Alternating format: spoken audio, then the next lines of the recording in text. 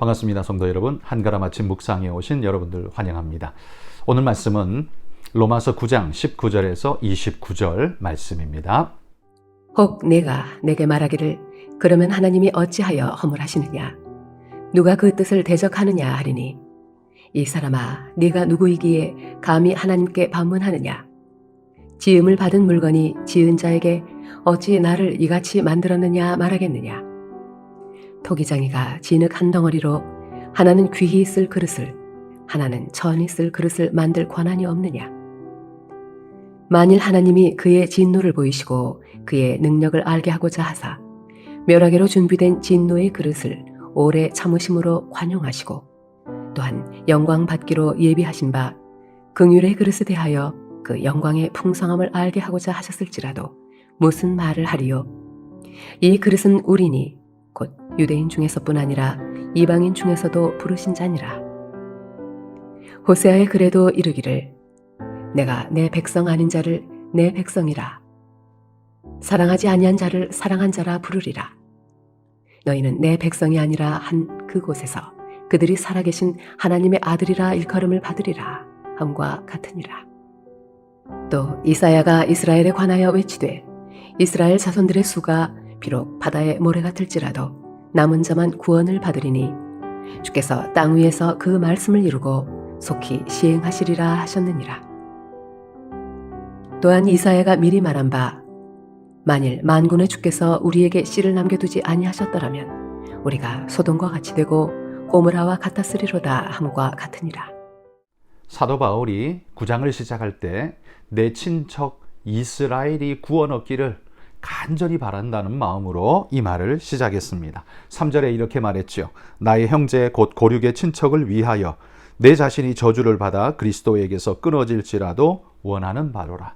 차라리 내가 구원 얻지 못한다 할지라도 그들이 구원 얻을 수 있다면, 이스라엘이 구원 얻을 수 있다면 나는 그걸 선택하겠다라고 간절한 그의 마음을 표시하고 있습니다. 바울이 구원을 하찮게 여기기 때문에 그런 게 아니죠. 너무 귀하게 여기기 때문에, 그리고 자기 민족 이스라엘을 너무나 사랑하기 때문에 지금 이 말씀을 하고 있는 것입니다. 그러나 바울은 분명히 믿었습니다. 이스라엘이 반드시 하나님께로 돌아와 구원에 이를 것이라는 걸 믿었습니다. 왜냐하면 하나님은 그들을 택하신, 그들은 약속의 자녀이기 때문이다 라고 믿고 있습니다. 물론 율법이 이야기하는 그것 때문에 그들이 구원을 얻는다는 게 아니라 하나님이 이미 그들을 택하고 그 마음에 말씀을 주셨기 때문에 그들이 지금은 저렇게 대적하고 있지만 이후에는 깨닫고 돌아오리라 라는 마음이 그에게 분명히 있었다는 거죠. 자기 자신을 보면 그렇죠.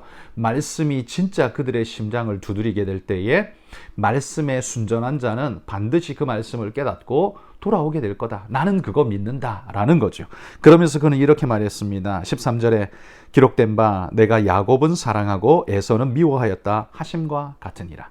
하나님의 선택과 택함이 있었기 때문에 그들은 버림받지 않을 거라는 믿음을 바울은 이렇게 표현하고 있는 것이죠.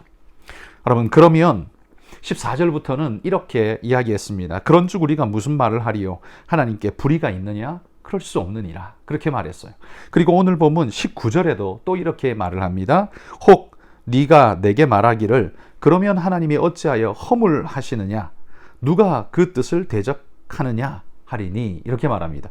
하나님이 어찌 허물할 수 있느냐? 왜요? 하나님께서 구원할 자를 정해놓고 이 하나님을 대적할 수 없도록 하나님께서 정해둔 것이라면, 이스라엘 백성의 대적도 정해진 것이라면, 그렇다면 하나님이 그들을 어떻게 심판할 수 있느냐라는 이야기이죠.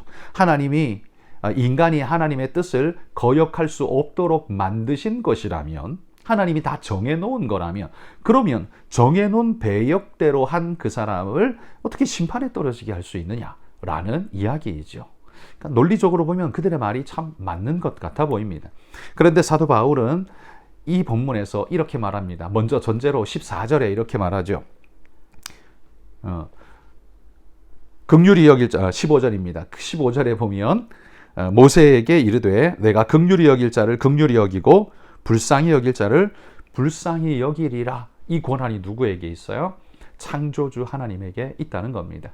누구를 불쌍히 여기고 누구를 심판할 거냐? 그걸 그건 하나님의 권한이지 우리가 옳다 그르다 가타부타 할 수 없다는 말입니다. 왜? 왜냐하면 그분은 창조주이시기 때문이지요. 그것을 또 이렇게 말합니다. 20절 21절에 보면 이 사람아 내가 누구이기에 감히 하나님께 반문하느냐 지음을 받은 물건이 지은 자에게 어찌 나를 이같이 만들었느냐 말하겠느냐 토기장이가 진흙 한 덩이로 하나는 귀히 쓸 물건 그릇을 하나는 천이 쓸 그릇을 만들 권한이 없느냐 있다는 거죠. 그분은 사람을 택할 권한도 버릴 권한도 심판할 권한도 축복할 권한도 우리 인간의 입장에서 보면 어떤 면에서 억울하다 말할 수 있을지 모르지만 창조주 하나님에겐 그 모든 권한이 있다라는 사실을 인정해야 한다라고 분명히 말하는 거죠. 이 바울의 입장에서는 이것은 너무 분명한 사실이었습니다. 그러나 그러면 하나님은 진짜 자기 마음대로 하시는 폭군 같은 신이냐? 라고 말하면 절대 그렇지 않다는 겁니다. 하나님의 근본적 권한은 마음대로 하실 수 있는 창조주의 권한을 가지고 있는 것이 맞다라는 거죠. 이것은 대전제로 바울이 내세우고 있습니다. 창조주가 그걸 만들 때 이렇게 쓰려고 만들고 저렇게 쓰려고 만드는 거 그거 권한이지 그걸 누가 뭐라고 말할 수 있느냐는 거예요. 바로 이 사실입니다. 그러나 두 번째로는 좀 더 구체적으로 바울은 두 선지자의 글을 인용하면서 이렇게 설명합니다. 25절에 호세아의 글을 인용하면서 내 백성 아닌 자를 내가 내 백성 삼았다 라고 말하면서 구원할 백성으로 내 백성 아닌 존재들을 내 백성 구원할 존재로 삼았다 라고 이렇게 이야기를 하고 있죠. 이게 뭡니까? 하나님의 긍휼과 자비입니다. 버림받은 사람들에게 버림받고 하나님께 버림받은 존재 같은 그런 이방인이라 할지라도 하나님의 긍휼은 그들을 구원으로 이끌고 품에 안으신다라는 사실을 바울이 강조하죠. 또한 27절에 보면 또 이사야가 이스라엘에 관하여 외치되 이사야가 이스라엘에 관해서 외쳤다고 합니다. 이스라엘 자손의 수가 비록 바다의 모래 같을지라도 남은 자만 구원을 받으리니. 그러니까 이스라엘이 아무리 택자라고 해도 모두가 다 구원받는 게 아니라는 말입니다. 남은 자만 믿음을 가지고 끝까지 지키고 하나님 앞에서 온전한 그 믿음을 가진 자, 남은 자들만 구원을 얻는다라고 이야기합니다. 믿음을 끝까지 지키고 남아있는 자들, 이들이야말로 진짜 하나님의 택한 자이며 구원 얻을 자들이다 라고 바울이 이야기하는 거죠. 그러니까 이스라엘이라고 해서 다 구원받는 게 아니라는 말입니다. 이방인이라고 해서 다 지옥불에 던져지는 게 아니라는 말입니다. 호세아와 이사야의 글을 믹싱해보면 하나님께서는 당신이 구원할 자를 구원하고 그들에게 기회를 주며 그들에게 하나님의 긍휼과 자비를 베푸셔서 이끌어내신다라는 거예요. 편협하게 이스라엘이라고 무조건 그들 다 구원한다? 아니라는 거예요. 이방인이라고 무조건 다 그들을 지옥에 던진다? 아니라는 겁니다. 그들 모두에게 공히 구원의 기회를 주셨습니다. 어떻게 해요? 믿음의 기회, 믿을 수 있는 기회, 그리고 그들이 선택할 수 있는 기회를 하나님이 그들에게 주셨습니다. 하나님은 그 기회 주지 않아도 되는 분입니다. 왜? 창조주이시기 때문이죠. 모든 것의 권한을 가지고 있는 생사여탈권과 모든 축복의 권한을 다 가지고 있는 하나님이기에 하나님은 굳이 그들에게 그러하지 않아도 됩니다. 그런데 긍휼이 많으신 하나님은 그들에게 그러하셨다는 겁니다. 이방인에게는 구원 얻을 기회를, 이 말씀을 가졌다라고 선민의 의식에 빠져 있는 이스라엘에게는 그렇다고 모두를 다 구원시키지는 않는 그들 역시 믿음을 가진 자에게 구원을 주셨다는 거예요. 그래서 29절에 이렇게 말하죠. 또 이사야가 미리 말한 바 만일 만군의 주께서 우리에게 씨를 남겨두지 아니하셨더라면 우리가 소돔과 같이 되고 고모라와 같이 같았으리로다 라고 말합니다. 우리는 비록 선민이라고 말은 되지만 하나님께서 우리에게 씨를 남겨두지 않았다면 하나님의 긍휼에 기인한 거죠. 하나님이 긍휼로 우리를 남겨주시지 않았다면 우리는 다 진멸되고 죽었을 것이다 라는 겁니다. 우리의 구원은 오직 하나님의 긍휼에 의한 것이다 라고 말해요. 그러면 이방인의 구원은요? 그것 역시 하나님의 긍휼에 의한 것입니다. 그렇다면 이스라엘이나 이방인이나 모두가 다 하나님의 은혜 아래, 전적으로 하나님의 은혜 아래 구원이 달려있다는 사실을 이야기하고 있는 겁니다. 율법을 가진 유대인이라고 해서 더 유리하냐? 없다고 이방인이 더 불리하냐? 아니라는 겁니다. 하나님은 그들에게 각자에게 구원 얻을 기회를 주시고 말씀의 은혜를 주셔서 하나님을 믿음으로 받을 수 있는 기회를 각각 주셨다라는 거예요. 그러므로 여러분, 이스라엘도 믿음으로 구원 얻는 겁니다. 율법으로가 아니라 믿음으로 그 율법을 지켜내고 혹은 그 율법을 다 지키지 못해도 오직 하나님이 우리의 긍휼을 베푸시는 구원자라는 걸 믿고 의지하는 자에게는 하나님의 긍휼의 구원이 임하는, 결국 뭡니까? 믿음이라는 거예요. 율법이 앞서는 게 아니라 믿음이 앞서는 겁니다. 이방인도 율법이 없을지라도 믿음이 앞서는 겁니다. 그 믿음으로 우리가 구원에 이른다. 바울은 로마서 9장을 통해서 누가 좋은 기회를 가졌냐, 누가 더 잘났냐, 누구는 이렇게 따지겠지만, 그리고 하나님께 이렇게 하는 것은 옳지 않지 않습니까? 정의롭지 않습니다 라고 따질지 모르지만, 그러나 바울은 말합니다. 하나님에겐 1차적으로 그 모든 권한이 있습니다. 감히 덤빌 수 없습니다. 두 번째, 그러나 하나님은 하나님 마음대로 하신 게 아니라 우리에게 구원의 기회를 주셨습니다. 이방인에게도 유대인에게도. 그래서 모두는 다 동일한 조건으로 구원을 얻습니다. 바로 믿음으로, 하나님을 믿음으로, 그분을 신뢰하고 믿음으로 구원을 얻습니다 라고 지금 이야기를 하고 있는 것입니다. 여러분, 우리가 오늘을 살며 우리가 구원으로 이 믿음으로 구원을 얻었다는 것이 이 얼마나 축복된 일입니까? 우리가 능력으로 구원을 얻었다면 어떤 때는 구원이 유지되지만 무능해지는 어떤 때에는 구원이 없어질 것입니다. 그러다가 다시 또 능력을 조금 발휘하고 돈을 벌면 구원이 찾아왔다가 또 사업에 실패하고 무능력이 증명되어지면 우리 구원은 또 없어지게 될 겁니다. 여러분, 이런 구원이라면 얼마나 불안하겠습니까? 아무것도 할 수 없는, 늘 불안과 두려움에 벌벌 떨어야 하는 그런 존재 아니겠습니까? 그러나 하나님은 그런 것에 우리의 구원을 걸어두지 않으셨습니다. 하나님의 믿음의 약속에 구원을 걸어두시고 우리로 하여금 거기에 순종하면, 그 믿음으로 주님 약속의 말씀을 받으면, 믿음이죠?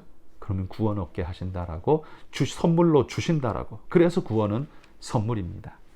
성취가 아니고 쟁취가 아니고 우리의 업적이 아니고 선물입니다. 여러분, 하나님 우리에게 선물로 주신 구원을 감사함으로 받으면서 나는 자격 없는데 이런 은혜 주셨으니 무한 감사합니다. 이제는 내 인생을 주님 위에 함께 살겠습니다. 여러분, 이렇게 결단하고 주님 따라갈 수 있는 믿음의 일꾼들이 다 되시기를 소망합니다. 오늘도 이 은혜를 마음에 감격하며 오늘 하루 살아가시기를 축복합니다. 오늘 여러분 기도하실 때 필리핀의 정성호, 김선자 선교사님 위해서 기도해 주십시오. 우리가 다음 주에 필리핀 단기선교팀이 떠나게 되는데요. 목회자 연장교육 강의와 설교 그리고 헌당 예배, 예식을 위해서 우리가 참여하고자 잠시 우리 선교팀이 떠납니다. 여러분 안전하게 잘 갔다 올 수 있도록 기도해 주시고, 우리 정성호 김선자 선교사님의 사역이 늘 아름답게 하나님 기뻐하시는 사역 되도록 기도해 주시면 감사하겠습니다. 한번 같이 기도하겠습니다.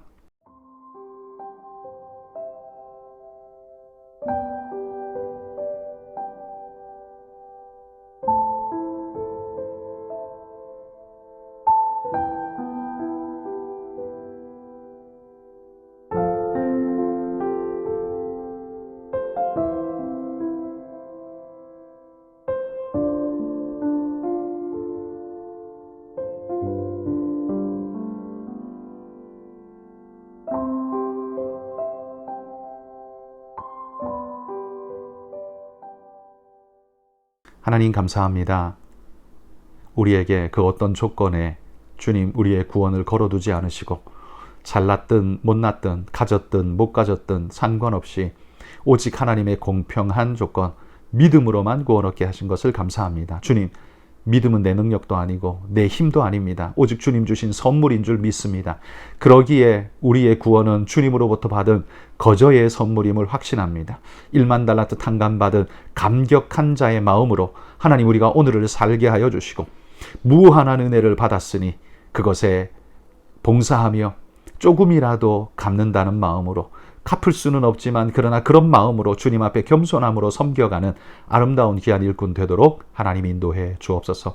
우리 필리핀 정성호 김선자 선교사님 사역과 또 다음 주에 있을 모든 선교 사역 주님 축복하여 주시고 은혜 베풀어 주시기를 소망하며 예수님 이름으로 기도합니다. 아멘.